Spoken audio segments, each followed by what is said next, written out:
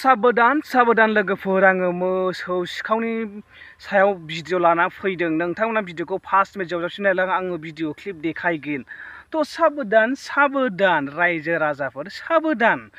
नङाबा जानांगोन नोंसोर हालाय हाफाय नङाबा जानांगोन नोंसोर खालाव खासाव उसाव बादाव रायजो राजाफोरखौ आंनि एसे वार्निं होनाय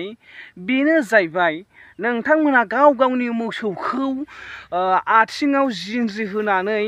बा गोदोनायाव जिनज्रि होनानै थाला होनानै खुन्थियाजों दोनजाबबानो जाबाय नङाबा न' सिङाव मोजाङै सोनानै दोनबानो जाबाय नङाबा बारान्दा खामसालियाव मोजाङै खानानै दोनबानो जाबाय नङाबा नोंथांमोननि मोसौआ दा बावैनो गोमानो थांगासिनो दङ दा बावैसो जोंनि गामियावबो बा थांनाय मोनायावहाय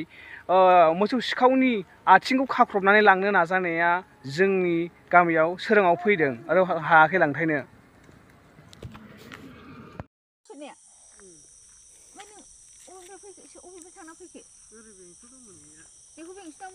मोसौ सिखाव ओंखारदोंनाय जों थिनथासो टाइमाव बे गारि लड होग्रायावसो लांगौमोन बे खानाया नुवा नोङो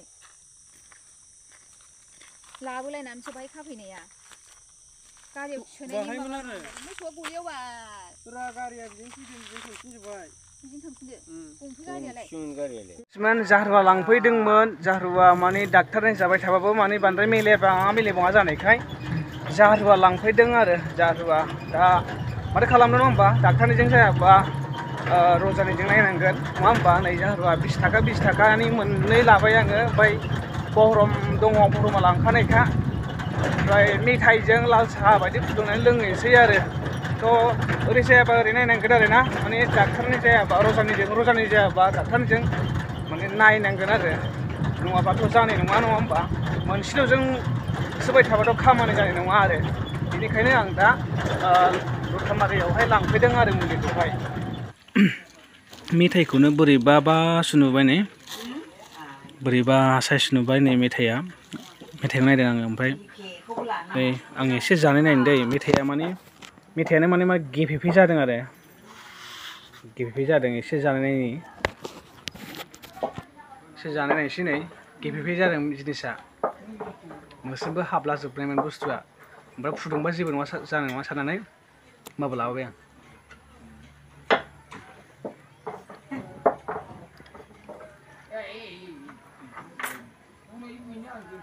मोजां गाज्रिखौथ' बुंनो रोंला माने मेथाइया रसा दं दाबो रसा जेबो जायाखै देम जानाय बादि नुयो आरो जिनिसखौहाय ओमफ्राय दखानदारिया देम जाबायदां होननायखाय नै साहा दखानावहाय बेखौ नायफिनदों आरो आङो सिंग्रा बानायनो माबागासिनो दं बानायगासिनो दं गोथावानो दे साहा लोंसै